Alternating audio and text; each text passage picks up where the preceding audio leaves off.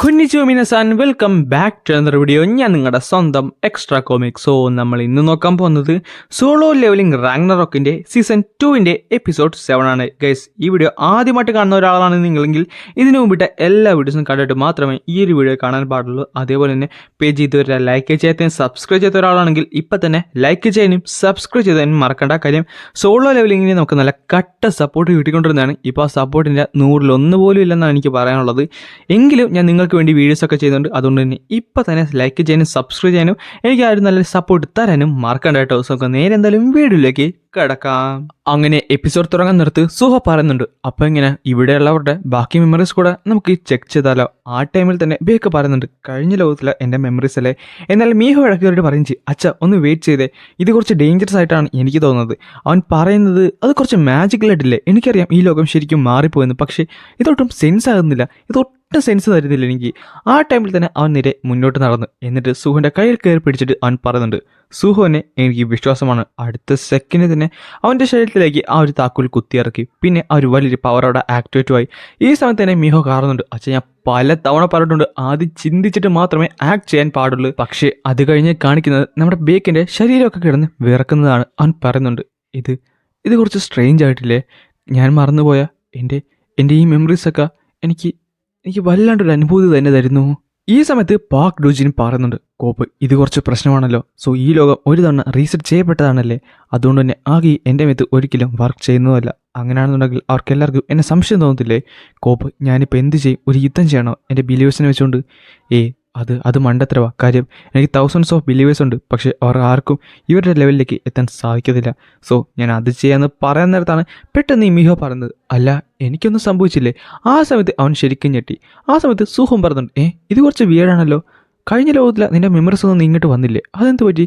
ആ ടൈമിൽ ബെറു പറയുന്നുണ്ട്, യങ്ങമണാർച്ച് ഇതും പോസിബിളാണ്, ചിലപ്പോൾ ഇവള് മാത്രമല്ല ഇവളെ പോലെ കുറേ അധികം ആൾക്കാരും കാണും. ആ സമയത്ത് അവൾ പറയുന്നുണ്ട്, അതേതാണ് ഒരു വീക്കാ ആരാടി എന്ന് പറഞ്ഞ് അവൻ്റെ നേരെ നമ്മുടെ ബെറു ചാടിയപ്പോഴാണ് നമ്മുടെ സുഹ പറഞ്ഞത്, ബെറു ഒന്ന് എക്സ്പ്ലെയിൻ ചെയ്യാൻ നോക്ക്. യങ്ങമണാർച്ച് സംഭവം എന്താണെന്ന് വെച്ചാൽ ആ ഒരു കറണ്ട് ടൈം ലൈനിൽ നിന്ന് 20 വർഷത്തിന് മുമ്പിലേക്കുള്ള സമയത്താണ് ഈ ഒരു ടൈം റീസെറ്റ് ചെയ്യപ്പെട്ടത്. ആ ടൈമിൽ ഇവിടെ മാന ഉണ്ടായിരുന്നു, പക്ഷേ അത് റീസെറ്റ് ചെയ്ത് കഴിഞ്ഞപ്പോൾ ആ ഒരു 20 വർഷത്തിന് മുമ്പ് ഇവിടെ മാനയോ അങ്ങനത്തെ ഒന്നും തന്നെ ഇല്ലായിരുന്നു. അതുകൊണ്ട് തന്നെ ഇവിടെ പല കാര്യങ്ങളും പലതായിട്ട് സംഭവിച്ചിട്ടുണ്ട്. അതുകൊണ്ട് തന്നെ ഒരു കാര്യം ഉറപ്പാണ്, ഈ പെണ്ണ് ആ ഒരു സമയത്ത് നമ്മുടെ ലോകത്ത് ജനിച്ചിട്ടില്ല. ഞാനോ? ആ സമയത്ത് നമ്മുടെ പാക് ഡുജിനും അവിടേക്ക് വന്ന് ആ ഒരു താക്കോല് അവൻ്റെ മേലിലേക്ക് കയറ്റിയിട്ടുണ്ട്. എന്നിട്ട് അവനും പറയുന്നുണ്ട്, സത്യം പറഞ്ഞാൽ എനിക്കും പ്രത്യേകിച്ച് മെമ്മറീസ് ഒന്നും കിട്ടുന്നില്ല. സോ ഇവനും മെമ്മറീസ് ഒന്നും ഇല്ലല്ലേ, അപ്പോൾ ഇവൻ കഴിഞ്ഞ ലോകത്ത് ജനിച്ചിട്ടില്ല. ആ ടൈമിൽ തന്നെ ബെറു എന്തോ ഒരു സസ്പീഷ്യസ് ആയിട്ട് എന്തോ അവന് തോന്നുന്നുണ്ട്. ഈ സമയത്ത് മീഹോ നമ്മുടെ ബേക്കിനോട് ചോദിക്കുന്നുണ്ട്, അച്ഛാ സത്യം പറ, ഞാൻ കഴിഞ്ഞ ലോകത്തിൽ ഇല്ലായിരുന്നോ? അടി അത് ആ ടൈമിലാണ് നമ്മുടെ വൂ അവിടേക്ക് വരുന്നത്. എന്നിട്ട് പറയുന്നുണ്ട്, ഇത് കുറച്ച് അമേസിങ് ആയിട്ടില്ലേ. എന്തുവാണ്? അല്ല നീ ഒന്ന് ആലോചിച്ച് നോക്കിയേ, 100 സങ് ജിൻവോ ആണ് ഈ ഒരു സംഭവം ചൂസ് ചെയ്തത്. പുള്ളിക്കാരൻ്റെ ജീവനും ബാക്കിയുള്ള കാര്യങ്ങളും എല്ലാം സാക്രിഫൈസ് ചെയ്തുകൊണ്ട് ഈ ഒരു പീസിന് വേണ്ടി. ശരിയാണ്, അച്ഛൻ അതൊക്കെ ചെയ്തു. ആ ടൈമിൽ തന്നെ സുഹ പറയുന്നുണ്ട്, എല്ലാവരും ഞാൻ പറയുന്നത് ഒരു തവണ കൂടെ ഒന്ന് കേൾക്കുമോ? നമ്മൾ ഈ സംസാരിച്ചു കൊണ്ടിരിക്കുന്ന ഈ ഒരു നിമിഷത്തിലും പുറത്ത് ഒരു വലിയ യുദ്ധം തന്നെ നടന്നുകൊണ്ടിരിക്കുകയാണ്. ഈ ലോകം നശിച്ചുകൊണ്ടിരിക്കുകയാണ്. അതുകൊണ്ട് തന്നെ എനിക്ക് നിങ്ങളുടെ പവർ വേണം. പിന്നെ കാണിക്കുന്ന ഒരു ന്യൂസ് റിപ്പോർട്ടാണ്. ജിസാലിന്റെ കാര്യം ന്യൂട്രലൈസ് ആയിട്ടുണ്ട്. ഹണ്ടർ അസോസിയേഷന്റെ ക്യുക്കാല റെസ്പോൺസ് കൊണ്ട് മാത്രമാണ് ഇത് സാധ്യമായത്. ഇനി 1% ആൾക്കാരെയും കൂടെ നമുക്ക് കണ്ടെത്താൻ ബാക്കിയുള്ളത്. അതേപോലെ തന്നെ ജിസാലിൽ വെച്ച് കണ്ട ഒരു ഹ്യൂമൻ ടൈപ്പുള്ള മോൺസ്റ്റേഴ്സ് എന്ന് പറയുന്നത് ഒരു ഹണ്ടറിന്റെ സ്കില്ലാണ്. അദ്ദേഹത്തിന്റെ പേര് സങ് സൂഹോ എന്നാണ്. അത് മാത്രമല്ല സങ് സൂഹോ ആണ് ആദ്യം ആ ഒരു സ്ഥലത്തേക്ക് വന്ന് ബാക്കിയുള്ള സിവിലിയൻസിനെ ഹെൽപ്പ് ചെയ്തതും ബാക്കിയുള്ള സിവിലിയൻസിനെ രക്ഷിച്ചതും അവർക്ക് ആവശ്യമായ നീഡ്സ് ഒക്കെ പ്രൊവൈഡ് ചെയ്തതും. ഈ ടൈമിൽ തന്നെ ഇതെല്ലാം ഒരാളിൽ നിന്ന് കേൾക്കുന്നുണ്ടായിരുന്നു. ആൻഡ് അത് മറ്റാരുമില്ലായിരുന്നു, ഹാങ് ഡോങ് സൂ ആയിരുന്നു. അവന് മനസ്സിലായി സങ് സൂഹ ആണ് അവൻ്റെ അനിയനെ കൊന്നതെന്ന്. ആ സമയത്ത് തന്നെ സൂഹ ചോദിക്കുന്നുണ്ട്, അല്ല ഇതെന്താണ് റീ അവേക്കണിങ്ങോ, ഇതെന്താണ് ഈ ഫേക്ക് ന്യൂസ് ഒക്കെ? സൂഹോ, അത് ഞങ്ങളെല്ലാം കൂടെ ഡിസ്കസ് ചെയ്ത് പ്രസിനോട് പറഞ്ഞ കാര്യങ്ങളാണ്, പക്ഷേ ഇതെല്ലാം കള്ളമല്ലേ, ഞാനിത് ഹൈഡ് ചെയ്യാൻ ആലോചിക്കുന്നില്ല. സുഹോ, നീ എന്തുവാണ് വിചാരിച്ചത്? നിനക്ക് മാത്രമേ ഇവിടെ ലെവലപ്പ് ചെയ്യാൻ പറ്റത്തുള്ളൂ. ഒരു ലെവലപ്പ് ചെയ്യാൻ പറ്റുന്ന ഹണ്ടർ ഇവിടെ ഉണ്ടെന്ന് പറഞ്ഞാൽ ബാക്കിയുള്ളവർ എങ്ങനെയായിരിക്കും നിന്നെ കാണുന്നത്? അവരുടെ പേഴ്സ്പെക്റ്റീവ് അനുസരിച്ച് അവർ നിന്നെ മാറ്റും, ചിലപ്പോൾ നിന്നെ പലതായിട്ടും ചിത്രീകരിക്കും. അത് നിനക്ക് പ്രശ്നമാണ്. കാര്യം നീ ആയിരിക്കും ഇവിടുത്തെ ഇറഗുലർ. അതുകൊണ്ട് തന്നെ നീ 3 ഗോൾസ് അല്ലേ ഞങ്ങളോട് നേരത്തെ പറഞ്ഞത്? ആദ്യം നിന്റെ ഗ്രോത്ത് ആണ്, അതിനുവേണ്ടി നിന്റെ അച്ഛൻ്റെ കൂടെ നിനക്ക് ഫൈറ്റ് ചെയ്യാനായിട്ട് ഞങ്ങളുടെ സഹായം വേണം. രണ്ടാമത്തേതെന്ന് പറയുന്നത് ബാക്കിയുള്ള ഹണ്ടേഴ്സിനെ ഗ്യാദർ ചെയ്യണം, എങ്കിൽ മാത്രമേ നമുക്കൊരു വലിയൊരു യുദ്ധം തന്നെ ചെയ്യാൻ പറ്റത്തുള്ളൂ. ആൻഡ് മൂന്നാമതെന്ന് പറയുന്നത് ഇറ്റാരത്തിൻ്റെ അപ്പോസിനെ ഡിഫീറ്റ് ചെയ്യണം. ആൻഡ് ഈ 3 ഗോൾസ് അല്ലേ നിനക്ക് ചെയ്യേണ്ടത്.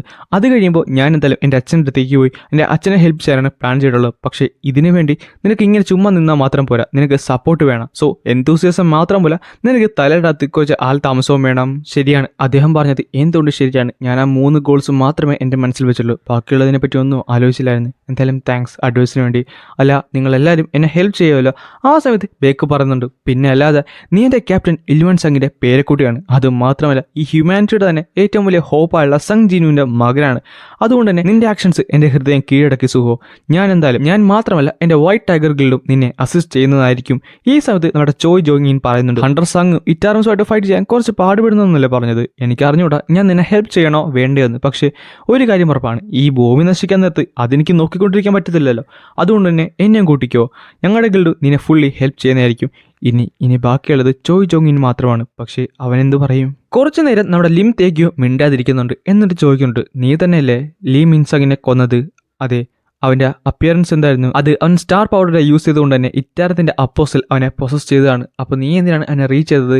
എനിക്ക് ചെറിയൊരു ഇൻഫോർമേഷൻ കിട്ടിയിരുന്നു. സോ അതുമായിട്ട് കണക്ട് ചെയ്യാനുള്ള എന്തെങ്കിലും ഉണ്ടോ എന്ന് അറിയാൻ വേണ്ടിയാണ് ഞാൻ അവിടേക്ക് പോയത്. എനിക്കറിയാം, എനിക്ക് നന്നായിട്ട് തന്നെ അറിയാം സങ് സുഹോ ഇന്നസെൻ്റ് ആണെന്ന്. പക്ഷേ ഞാൻ എന്തിനാണ് ഈ ചോദ്യങ്ങളൊക്കെ ചോദിക്കുന്നത്? ആ സമയത്ത് സുഹോ ചോദിക്കുന്നുണ്ട്, അല്ല ലീ മിൻസങ്ങിൻ്റെ അവസാന നിമിഷത്തിനെ പറ്റിയാണോ താങ്കൾ ഇപ്പോഴും ആലോചിക്കുന്നത്? അവൻ്റെ അവസാന നിമിഷം അവൻ പൊട്ടിച്ചിരിക്കുമായിരുന്നു. ചിരിക്കുവാണെന്നോ? അതെ. എന്തുകൊണ്ടാണെന്ന് എനിക്ക് മനസ്സിലായില്ല. അതിന് സാറ്റിസ്ഫാക്ഷൻ കൊണ്ടാണോ അതോ ദേഷ്യം കൊണ്ടാണോ എന്തുകൊണ്ടാണെന്ന് എനിക്ക് മനസ്സിലായില്ല. പക്ഷേ അവൻ്റെ അവസാന നിമിഷം അവൻ പൊട്ടിച്ചിരിക്കുമായിരുന്നു. അത് സത്യം പറഞ്ഞാൽ എന്നെ അഫക്ട് ചെയ്തു. ഞാൻ ഒരിക്കലും ആലോചിച്ചില്ല അവൻ അങ്ങനെ ചെയ്യുമെന്ന്. ഇത് അഡ്മിറ്റ് ചെയ്യാൻ കുറച്ച് പാടാണ്. പക്ഷേ എങ്കിലും ഞാനൊരു കാര്യം പറയാം, അവൻ്റെ അവസാന നിമിഷം എന്നെ ശരിക്കും മാറ്റി. അങ്ങനെ അവസാനം പറയുന്നുണ്ട്, ലീ മിൻസിങ് ആ നായ, അവൻ ഒരു മാറ്റമില്ലല്ലേ. എന്നോട് ക്ഷമിക്കട, റീപ്പർ ഗിൽഡും നിന്നെ അസിസ്റ്റ് ചെയ്യുന്നതായിരിക്കും. സോ അവൻ എന്തായാലും അവന് കാര്യങ്ങളൊക്കെ കിട്ടിയിട്ടുണ്ട്.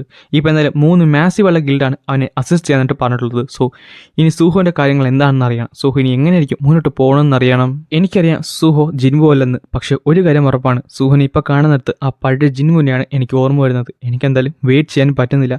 എങ്ങനെയായിരിക്കും സൂഹോ ഈ ബാറ്റിൽ ഫീൽഡ് കൈകാര്യം ചെയ്യുന്നത് കാണാനായിട്ട്.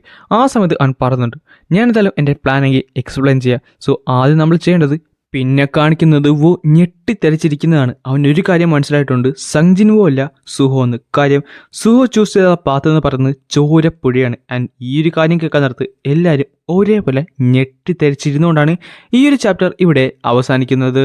സോ അത്രത്തോളം ഡേഞ്ചറസ് ആയിട്ട് സുഹോ എന്താണ് പ്ലാൻ ചെയ്ത് വെച്ചതെന്ന് അറിയണമെന്നുണ്ടെങ്കിൽ എന്തായാലും അടുത്ത ചാപ്റ്റർ വരെ നിങ്ങൾ വെയിറ്റ് ചെയ്യേണ്ടതായിരിക്കും. സോ അടുത്ത വ്യാഴാഴ്ച തന്നെ നമ്മൾ അടുത്ത ചാപ്റ്റർ എക്സ്പ്ലെയിൻ ചെയ്യുന്നതായിരിക്കും. അത് മിസ്സാക്കാതിരിക്കാൻ വേണ്ടി നമ്മുടെ പേജ് ഇപ്പം തന്നെ ഒന്ന് സബ്സ്ക്രൈബ് ചെയ്ത് വെക്കാൻ മറക്കണ്ട.